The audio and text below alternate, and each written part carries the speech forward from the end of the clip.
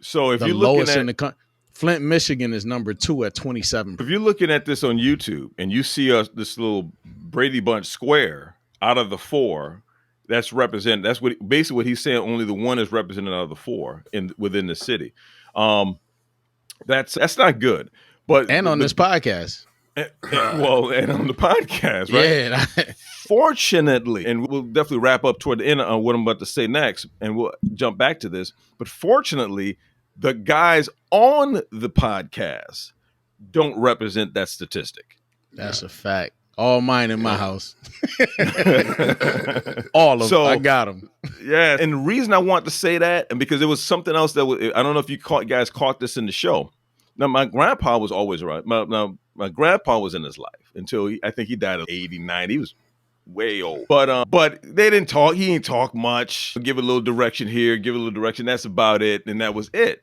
So it's not like he got all this. Not saying he didn't get anything from his dad or from grandpa, but I'm just saying he didn't get a whole lot. And if you heard from in the interview, and I understood this and learned it from listening to it as well, he learned a lot of it from watching his friends and people around him, and he picked the good things that he saw, and he said, I want to do that versus, did y'all catch that? Yeah, I did. That's what I was talking about. That whole. All right. I definitely wanted to question him about his motivation because I did hear what he was saying about his dad, and I just wanted to know, like, where did that? But then again, though, I look at me and I look at my situation, and I'm super motivated to be there for my children because I did not have. But then when he said he had a dad, but he did describe like the awkwardness of the relationship a little bit. But he didn't. He said he did this, he did that. He gave him a lot of instruction. Like, he seemed like he was a dad of instruction. I guess I was just curious, like, where did his motivation?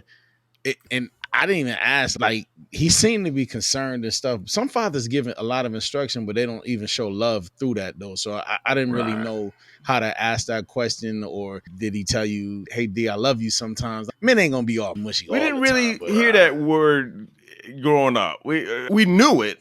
Because it came off different, but we didn't really use that word in our home. Do y'all hear it now? And I hope, because I say it more. I think he may have said it, but not really.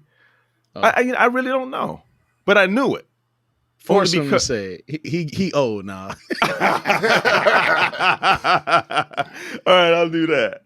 But you know what though? I'm not gonna lie.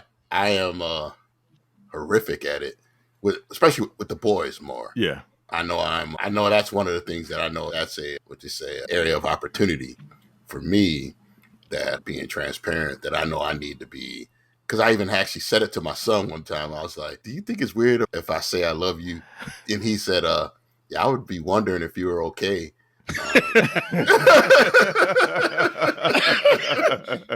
It's easier with girls, bro. That's what I'm saying. He said, "Dad, I'd be wondering if something was wrong with you, like you were sick or something. If you start saying you love me, because that's not how you are." He said, "But I know you do. Oh, because of all what you do for me. That's right. And that you look out." He goes, "So I know you do." He said, "But if I want to hear I love you, I go to Mom." There's a knowing, and it's hard to describe. I knew he did. So he didn't really. He would discipline us. Most of it was from my mom in most cases. But when he did, it was because you went. It was a whole higher level. Yeah. You went way, and you knew even in that. As an adult, I'm looking back, I'm saying you knew that because most of it had something to do with school. Most of it had something to do with utter disrespect. Most of it had, especially to my mom, maybe if we did something to her or whatever, or talked, then he's going to come he's going to kill us. But you knew it. And there was so much to that story we didn't even touch. We never touched the Boy Scouts. We never touched that he became a scoutmaster when my youngest brother was in, and that he got us in the Boy Scout. He never even touched that part. Never touched the part that because we were all artists, that he got us involved with the art gallery. Every Saturday we would go down to the art gallery for classes. Never touched any of that stuff. That we used to go do the fishing part and the scouting and the shooting and the archery and all. Never touched any of that stuff. We never. So we got more things to be jealous of you about. Exactly. Yeah. I'm joking. Hey, and D, I'm joking. It's just even when I look at myself, I'm like, man, what could I have been, or what could have happened to me if I would have had that experience? That's all.